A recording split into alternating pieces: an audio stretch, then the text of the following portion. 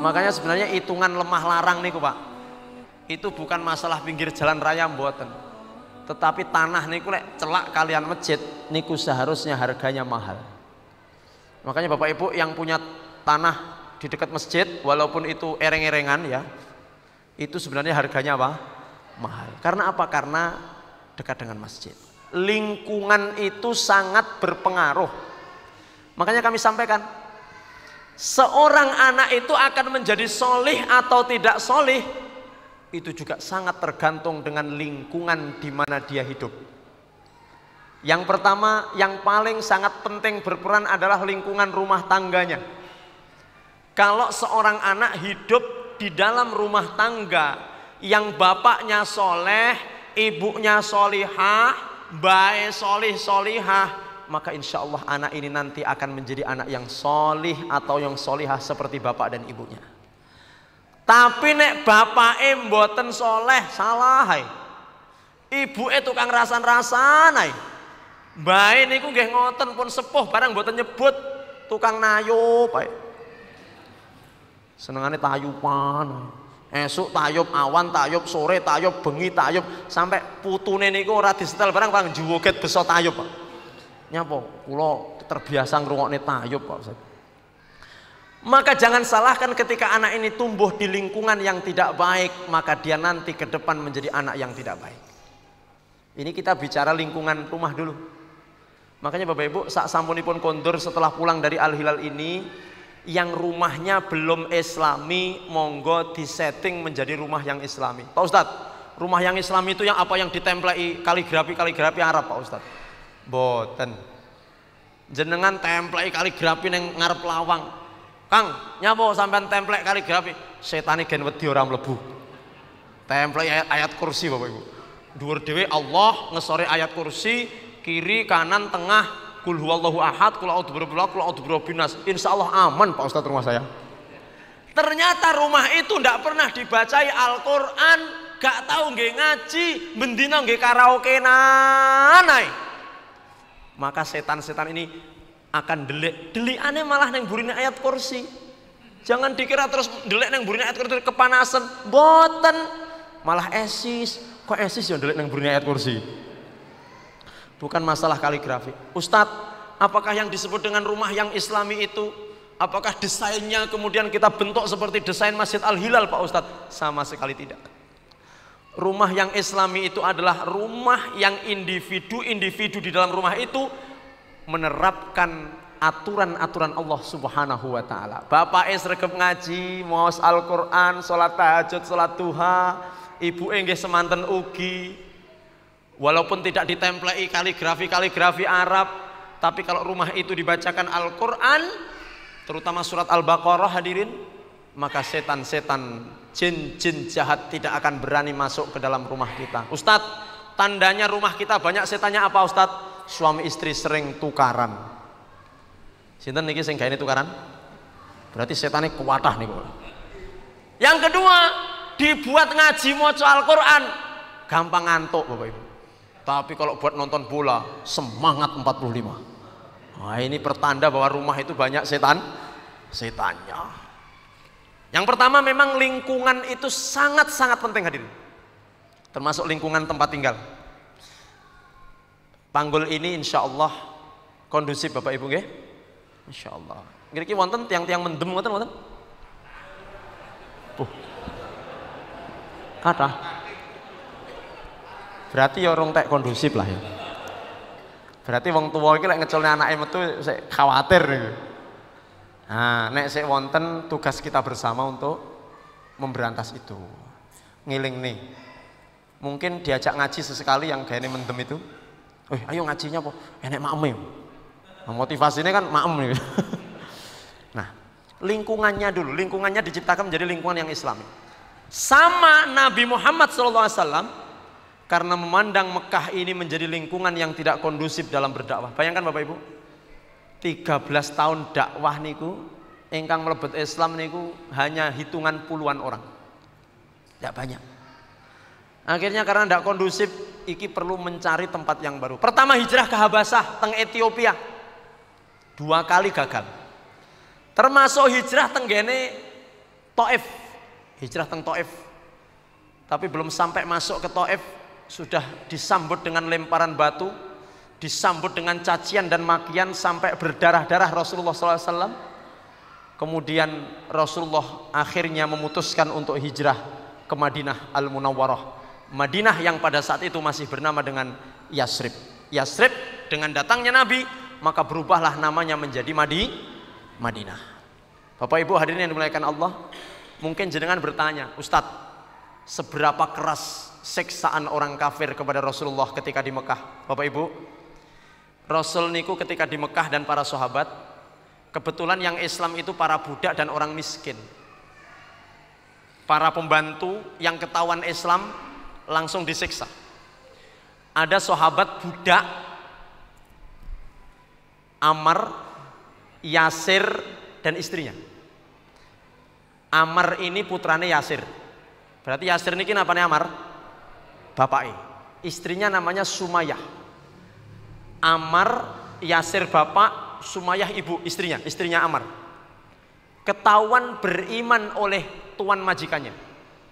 Maka kemudian tiga-tiga dipanggil. Sini Ammar, Yasir, Sumayyah menghadap. Sendiko dawuh wonten dawuh majikan. Aku dengar kamu Islam. Aku dengar kamu memeluk agamanya Muhammad. Apa kata Ammar bin Yasir? Betul. Kami sekeluarga 3 orang ini sudah masuk Islam. Ammar, Yasir dan Sumayyah, ada 2 pilihan bagimu. Kamu murtad lagi, kamu selamat. Tapi kalau kamu tetap pada keimananmu, kami akan menyiksamu, membunuhmu dengan cara yang paling kejam, kata majikannya itu. Yang pertama, Yasir dipanggil, bapak. Yasir maju. Siap. Gimana? Murtad? Boten. Selamat awak mulai murtad? Boten. Ya sudah. Yasir ini kemudian dipenggal kepalanya oleh majikannya. Celeng, kepala gelundung mengucapkan la ilaha illallah. Mati syahid. Kemudian yang kedua, Sumayyah, sini maju. Siap. Murtad? Boten. Mau seperti suamimu? Jangankan seperti itu. Yang lebih kejam daripada itu pun aku akan siap. Karena aku lebih memilih mati syahid di dunia daripada nanti di akhirat aku masuk neraka. Akhirnya pembunuhan Sumayyah ini lebih kejam daripada Yasir, Pak. Kalau Yasir kan sekali tebas, Sumayyah ini dialon-alon, cara mbelehnya diekek-ekek, ladingnya ratek landep. Disaksikan di depan mata, ya Ammar, anaknya menyaksikan ibunya dibunuh dengan cara yang sangat kejam. La ilaha illallah, mati syahid. Baru yang terakhir Ammar, ya Ammar ini lari alit, Pak, yang dredeg. Piye? Pengen kaya bapak ibu? Boten. Murtad? Nggih. Murtad yo? Nggih. Tenanan? Saestu kula murtad. Kula kafir mawon lah. Timbang kula kados ngoten niku. Akhirnya dia dilepas. Ketika dilepas itu, Ammar ini merasa bersalah. Ya Allah. Kula niki sebenarnya wau niku namung etok-etok. Kula wedi lek di ngoten niku kaya bapak ibu kula niku. Akhirnya Ammar ini menghadap kepada Rasulullah Sallallahu Alaihi Wasallam. Rasul, bapak saya sudah disembelih oleh orang kafir, oleh majikan. Ibuku juga sudah dibunuh pelan-pelan oleh majikan karena tidak mau kafir, tidak mau murtad. Tiba giliran saya ngaku kafir, saya ngaku murtad. Ditanya oleh Rasulullah SAW, itu keluar dari hatimu? Boten. Saya bilang murtad, saya bilang kafir itu hanya untuk menyelamatkan diri saya, Rasul. Terus bagaimana Rasul saya? Maka kemudian turunlah ayat illa man ukriha wa qalbuhu mutmainnun bil iman. Ada orang-orang yang mengatakan kafir kepada Allah tapi dipaksa sedangkan hatinya masih mutmainnun bil iman, masih dalam keimanannya, maka orang itu tidak mendapatkan dosa dari Allah Subhanahu wa taala. Saking pengen mempertahankan keimanan, Yasir dan Sumayyah rela mengorbankan hidupnya di tangan orang-orang kafir, Bapak Ibu. Bagaimana Bapak Ibu kalau itu terjadi pada kita? Pak Aan maju, murtad, hidup atau mati? Oke, hidup mawon lah. Bapak Ibu, kadang-kadang kita hari ini jangankan pilihannya hidup atau mati, Kita ini kadang-kadang diuji oleh Allah dengan kemiskinan, duwe warung ndak payu, ndak laku. Ngono ki bingung golek dukun endi sing paling mandi yo. Warung sebelah ki padahal menune yo biasa tapi kok laris men. Warungku ki masaku wis enak. Jereke sapa? Jereke istriku. Tapi kok sepi terus ya. Akhirnya dia mencari pesugihan. Sampai di dukunnya, bagaimana Mbah Dukun? Ngene le, pokoknya awak mulai pengen warungmu apik iki enek jimat. Jimate iki lemah. Tak kei lemah. Sak gegem. Nanti tolong sebelum buka toko, maka tanah itu kamu piur-piurkan ke depan tokomu selama 7 kali putaran. Maka dijamin tokomu akan laris. Tenan Pak, dipiur-piur. Laris tenanan Bapak Ibu. Warung-warung sisien sing buka kowe rumongsane pelanggan iku tutup kabeh. Jadi sing ketok buka niku namung warunge dhek tok. Kadang-kadang kita ini diuji dengan seperti itu wis ndak kuat iman mlayu nyanggone dukun. Nauzubillahi min dzalik. Oleh karena itu hadirin dimuliakan Allah. Karena Mekah ini tidak kondusif untuk perjuangan, untuk dakwah, maka kemudian Rasul berusaha hijrah ke Taif, ditolak. Akhirnya memilih Madinah sebagai tempat hijrah. Bapak Ibu, hijrah pertama kali Nabi niku dengan sinten? Kalian sinten? Halo? Nabi Muhammad niku hijrah saking Mekah teng Madinah, siapa yang menemani? Abu Bakar. Abu Bakar niku nggih mara tuwa, nggih sahabat Nabi Rasulullah sallallahu alaihi wasallam. Hijrah dengan Abu Bakar. Mekah niku kan posisinya di sebelah selatan Madinah. Jadi lek saking Madinah teng Mekah kan arahe ngidul, Pak. Kalau dari Mekah ke Madinah arahe ngaler. Tetapi kemudian strategi yang dibikin oleh Rasulullah, kita jangan langsung ke sana. Tapi awake dhewe tok-tok ngidul dhisik. Akhirnya etok-etok kayak teng Yaman, naik ke puncak bukit Gua Thur itu, Bukit Thur itu yang berada di sebelah selatannya Mekah. Kemudian setelah itu, setelah 3 hari muter balik ke Madinah. Bapak Ibu, ada cerita yang menarik ketika Rasulullah naik ke puncak Bukit Thur bersama Abu Bakar. Ketika sampai puncak Bukit Thur itu, Rasulullah SAW ingin bermalam dengan Sayyidina Abu Bakar As-Siddiq radhiyallahu anhu. Bertemulah dengan sebuah gua. Nabi, kita malam ini insya Allah akan nginep di gua ini Nabi. Ngono, nggih. Biar saya masuk dulu, saya bersihkan dulu gua ini. Setelah itu baginda silahkan masuk untuk tidur. Dibersihkan oleh Abu Bakar. Di situ ada 2 lubang Bapak Ibu. Ketika Rasulullah masuk, siap Nabi, gua sudah siap untuk kita tempati. Masuk gua, Rasulullah tidur di pangkuan Abu Bakar As-Siddiq.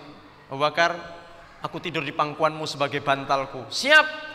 Sambil Abu Bakar kedua kakinya menutupi lubang 2. Ada 2 lubang. Ditutup pakai kaki beliau yang mulia. Ternyata Bapak Ibu, lubang itu adalah lubangnya skorpion. Nah boleh cara panggil skorpion itu kala jengking. Ditutup pakai kakinya Abu Bakar, pakai 2 kaki ini supaya kalau ada apa-apa tidak keluar. Rasulullah tidur di atas nopo niki pahanya Rasulullah, tidur nyenyak karena capek perjalanan dari rumah beliau ke Gua Thur, ke Bukit Thur yang sangat tinggi itu. Ketika tidur itu Abu Bakar berjaga sambil menutup 2 lubang itu. Ternyata skorpion yang ada dalam lubang itu pelepekan hadirin. Masalahnya kan ditutup lubangnya terus pelepekan. Karena pelepekan akhirnya keluarlah si kalajengking sambil ngentup kakinya Abu Bakar. Dentop cetot dua-duanya. Kalajengking Arab niku luwih mandi tinggal kalajengking panggul Bapak Ibu. Maka digigitlah kakinya Abu Bakar As-Siddiq, sakit. Masih sahabat nggih sakit. Ditahan sama Abu Bakar, diempet supaya Rasul tidak bangun, supaya Rasul tidak khawatir. Ditahan betul. Saking ngempetnya Abu Bakar nih, nangis menetes loh dari pipinya, menetes di pipi baginda Rasulullah sallallahu alaihi wasallam. Karena kerasa adat air yang menetes, bangunlah Rasulullah SAW. Melihat Abu Bakar sedang menangis, wajahnya pucat Bapak Ibu. Ditanya oleh Rasulullah, Abu Bakar, Kenapa kamu pucat dan menangis? Kamu getun ya ikut hijrah dengan saya? Mboten Nabi, kula mboten getun. Apakah ada sesuatu yang tertinggal di Mekah dan kamu sesali? Mboten Nabi. Terus kenapa kamu menangis Abu Bakar? Ngeten Nabi. Kula ki sakjane badhe mendel-mendel mawon. Niki kula kaki saya dua ini kan nutupi leng toh ya Rasulullah. Ternyata leng sing kula tutupi niku leng kala jengking Rasulullah. Kalau jengking plepeken akhirnya ngentup kulo tahan supaya Anda tidak bangun karena takut atau karena aku tahu bahwa Anda sangat lelah wahai Rasulullah. Kulo tahan. Ternyata kulo mboten kuat nahan Rasulullah. Nangis kulo empet sampai kulo pucet karena nopo bisanya sudah menyebar kemana? Masya Allah. Awakmu kok menengah itu Abu Bakar? Ngerti ngono kat mang? Adokno ya tak tulung. Akhirnya apa yang terjadi Bapak Ibu? Rasulullah SAW meraih bagian tubuh Abu Bakar, kakinya yang menutupi lubang tadi. Itu keadaannya sudah membiru bengkak. Sekali lagi kalau jengking Arab niku mandine ra karu-karuan Bapak Ibu. Nanti kalau naik haji atau umrah coba cari kalau jengking Arab dintopne ya. Rasane ra karu-karuan. Akhirnya oleh Rasulullah SAW diludahi. Lek cara panggul diidoni. Langsung diusap dengan izin Allah kempes dan sembuh seperti sedia kala. Masya Allah. Air ludahnya Nabi. Ada pertanyaan, Tingko paling enak sing bagaimana air ludahnya Ustadz? Kalau mau mencoba silahkan maju Bapak Ibu, coba testimoni. Air ludahnya Nabi itu bisa menyembuhkan penyakit dengan izin Allah. Niku namanya tabarruk. Kalau Bapak Ibu menyaksikan kajian yang pagi-pagi yang di channel Narasi Dakwah, kita ngaji di Masjid Al Furqon Trenggalek itu namanya Syama'ilun Nabi. Di situ kemarin diceritakan bahwa Nabi itu bisa ditabarruki. Napa tabarruk niku? Tabarruk niku nyuwun barokah. Apa saja yang bisa ditabaruki dari Nabi? Satu, air ludah Nabi. Jadi air ludah Nabi niku bisa jadi obat. Jenengan kagungan panu Bapak Ibu, diusuk-usuk karo air ludah Nabi, hilang panune Bapak Ibu. Ya untungnya Nabi ndak ada sekarang. Kalau ada dia antri wong-wong gitu. Stroke sembarang-barang. Pada zaman itu air ludah Nabi bisa menyembuhkan penyakit Abu Bakar yang tersengat kala jengking niku dengan izin Allah Subhanahu wa taala. Apakah hanya air ludahnya Nabi Pak Ustadz? Mboten. Keringat Nabi itu baunya wangi seperti wanginya minyak kasturi. Wangi Bapak Ibu. Jadi mungkin pada saat itu keringatnya Nabi itu dicari orang banyak. Karena baunya wangi. Kalau keringatnya Pak Ustadz, ya ndelok-ndelok ustadz. Rata wadus ya padha ae. Yang ketiga hadirin, bekas air wuduknya Nabi, namanya waduknya Nabi, itu juga bisa menyembuhkan penyakit dengan izin Allah Subhanahu wa taala. Ada seorang sahabat yang bernama Sa'ib bin Yazid datang bersama bibinya kepada Rasulullah sallallahu alaihi wasallam. Ternyata dalam keadaan sakit kakinya. Kemudian Rasulullah berwudu, Sa'ib dan bibinya nadai air bekasnya wudunya Rasulullah. Kemudian dalam riwayat tidak disebutkan apakah diminum atau dioleskan. Dengan izin Allah si Sa'ib bin Yazid yang sakit ini sembuh dari penyakitnya. Niku air bekas wudunya Nabi. Kemudian Syekh Abdul Muhsin Badr di dalam Syarah Sama'il Nabi itu mengatakan bahwa itu hanya bisa terjadi pada Nabi.